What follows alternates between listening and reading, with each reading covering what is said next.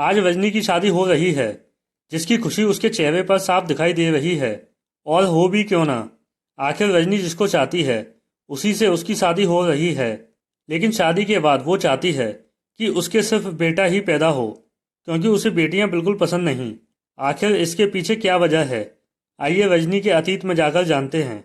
रजनी बचपन से ही अपने गांव में पली बड़ी थी। हमेशा से ही उसने गांव की जिंदगी देखी थी। उसके माँ बाप भी गांव के ही थे। रजनी को हमेशा लड़की होने का ताना मिलता था। उसके माँ बाप हो या फिर उसके रिश्तेदार, सभी लड़कों को ज़्यादा महत्व देते थे। इसलिए रजनी को भी लगने लगा था कि लड़के जीवन में ज़्यादा महत्व रखते हैं। रजनी आगे पढ़ना चाहती थी, लेकिन उसके माता पिता ने उसकी पढ़ाई बंद करा दी और उससे कहा, तुम्हारे भाइयों की पढ़ाई ज़्यादा ज़रूरी है, वो हमारा साथ आखिर तक देंगे, तुम तो पराया धन हो। अब तो रजनी को भी लगने लगा था कि लड़के लड़कियों से ज़्यादा इम्पोर्टेंट होते हैं। एक दिन तो हद हो जाती है, जब रजनी अपने छोटे भाई राजू को लेकर खेत से वापस आ रही थी। सामने बनी सड़क पर जैसे ही रजनी राजू को लेकर आगे बढ़ती है, तो एक बाइक वाला सामने से आकर राजू को टक्कर मार देता है। रजनी तो बच जाती है, लेकिन राजू के पैर में फ्रैक्चर हो जाता है। वहां पर खड़े लोग जल्दी से राजू को इलाज के लिए हॉस्पिटल ले जाते हैं। जब रजनी के घर वालों को यह बात पता चलती है, तो पूरे घर में जैसे हल्ला मच जाता है। रजनी के घर वाले हॉस्पिटल पहुंचकर रजनी को हॉस्पिटल में ही खूब खरी खोटी सुनाते हैं। रजनी की माँ रजनी से कहती है, सत्यानाश हो तेरा, जो तू राजू का ख्याल नहीं रख पाई। अगर मेरे राजू को कुछ भी होता तो मैं तुझे जिंदा नहीं छोड़ती। काश मेरे बेटे की जगह तेरा पैर टूट जाता। तू क्यों जिंदा है, तू क्यों नहीं मर गई। यह सारी बातें जैसे रजनी के दिल को तोड़कर रख देती हैं। उसे पूरी तरह से यह एहसास हो जाता है कि लड़की होना एक अपराध है, लड़की नहीं होनी चाहिए। अब वो जब भी किसी लड़के को देखती, तो अपने बारे में सोचती कि काश मैं भी एक लड़का होती, तो मुझे भी महत्व मिलता। शुरू शुरू में रजनी को अपने लड़की होने पर सिर्फ अफसोस होता था, लेकिन जैसे जैसे वह बड़ी होती गई, उसका वह दुख नफरत में बदल गया। अब उसको लड़कियों से सख्त नफरत हो गई थी। अब उसकी सोच भी औरों की तरह हो चुकी थी। वो चाहती थी कि सबके घर सिर्फ लड़के ही जन्म लें।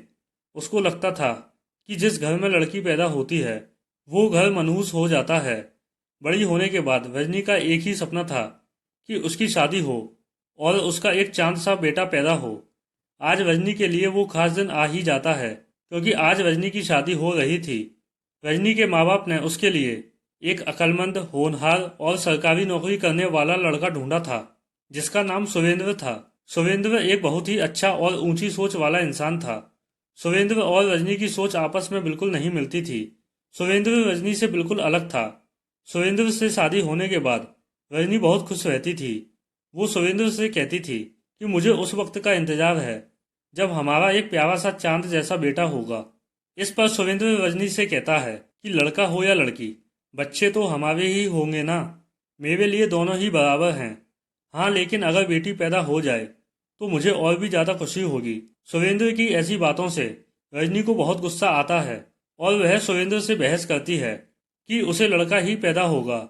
सुरेंद्र रजनी के ऐसे बर्ताव को पसंद नहीं करता, लेकिन बात ज़्यादा आगे ना बढ़े इसलिए वह चुप हो जाता है। कुछ समय के बाद रजनी प्रेग्नेंट हो जाती है और उसे लड़का पैदा होने का इंतजार रहता है। उसके लड़का ही पैदा हो, इसके लिए वो हर जद्दोजहद करती है, यहाँ तक कि वह ढोंगी बाबा तक के पास जाती है। रजनी की इन हरकतों को सुरेंद्र नोटिस कर लेता है और उसको अंधविश्वास वाली चीज़ों से दूर रहने को कहता है। लेकिन रजनी सुरेंद्र की एक भी बात नहीं मानती और छुप छुप कर ऐसी चीज़ें करती रहती है। लेकिन कहते हैं ना कि ईश्वर के आगे किसी की नहीं चलती, वह जो चाहेगा वही होगा। रजनी की इतनी कोशिशों के बाद भी उसे लड़की पैदा होती है। बेटी के पैदा होने से रजनी का पति सुरेंद्र तो बहुत खुश रहता है, लेकिन रजनी अपनी बेटी को गोद में लेना तो दूर, उसका चेहरा भी नहीं देखती। हॉस्पिटल में नर्स रजनी से कहती है, मुबारक हो, आपको बहुत ही प्यारी सी बेटी हुई है। रजनी उस पर गुस्सा करते हुए कहती है कि बेटी नहीं, मनहूस पैदा हुई है। नर्स रजनी के ऐसे बर्ताव से डर जाती है और रूम से बाहर चली जाती है। थोड़ी देर के बाद सुरेंद्र रजनी के रूम में आता है और खुशी से अपनी बेटी को गोद में लेकर रजनी के करीब जाता है और रजनी का धन्यवाद करता है कि उसने इतनी प्यारी बेटी पैदा की। रजनी गुस्से से मुंह मोड़ लेती है और सुरेंद्र से कहती है, रखो तुम अपनी बेटी अपने पास, मुझे तो बेटा चाहिए था, बेटी नहीं। रजनी के ऐसे व्यवहार से सुरेंद्र को गुस्सा तो बहुत आता है, लेकिन सुरेंद्र अपने गुस्से को पी जाता है और रजनी को समझाता है कि बेटी हुई है तो क्या हुआ, है तो हमारा ही खून ना। अगर हम अपनी बेटी के साथ ऐसा सलूक करेंगे तो फिर दूसरों से क्या उम्मीद करेंगे। सुरेंद्र के इतना समझाने के बाद भी रजनी उसकी एक नहीं मानती और ना ही अपनी बेटी को अपना दूध पिलाती है। हॉस्पिटल से डिस्चार्ज होने के बाद सुरेंद्र रजनी को घर लेकर जाता है। घर पहुंचने के बाद वह रजनी से कहता है कि अब बहुत हो चुका तुम्हारा, तुम मेरी बेटी को अपना दूध पिलाओ। डॉक्टर ने कहा है कि बच्ची की सेहत के लिए माँ का दूध बहुत जरूरी है। रजनी सुरेंद्र की बात नहीं मानती और कहती है, मैं किसी भी कीमत में इस मनुष्य को अपना दूध नहीं पिलाऊंगी, चाहे कुछ भी हो जाए। इस पर सुरेंद्र को बहुत गुस्सा आता है और वह रजनी को धमकी देता है, अगर मेरी बेटी को कुछ हुआ तो मैं तुझे डिवोर्स दे दूंगा। सुरेंद्र के इस तरह धमकाने से रजनी थोड़ा डर सी जाती है और अपनी बेटी को दूध पिलाने के लिए राजी हो जाती है। दूध पिलाने के बाद भी रजनी को अपनी बेटी पर थोड़ी भी मोहब्बत नहीं आती। उसकी बेटी उसे बोझ की तरह लगती है। 4 दिन गुजर जाते हैं, लेकिन रजनी को अभी भी अपनी बेटी पर प्यार नहीं आया। वह मन ही मन सोचती कि काश यह मर जाए।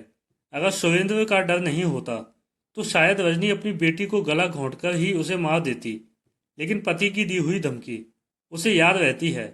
वह ऐसा मौका तलाश कर रही थी जिससे कि उसकी बच्ची भी मर जाए और उस पर इल्जाम भी ना आए। और एक दिन उसे यह मौका मिल ही जाता है जब उसकी बुआ उससे मिलने आती है। रजनी की बुआ बच्ची से मिलकर बहुत खुश होती है और रजनी से उसका अच्छे से ख्याल रखने को कहती है। रजनी की बुआ रजनी से कहती है, सर्दी के दिन हैं, तुम अपना और बच्ची का खास ख्याल रखो। अभी कुछ ही दिन हुए हैं बच्ची की पैदाइश को। तुम्हारा और बच्ची दोनों का बदन कमजोर है, इसलिए ठंड से बचना। अगर तुम ठंड से बचोगी तो बच्ची के लिए भी अच्छा होगा।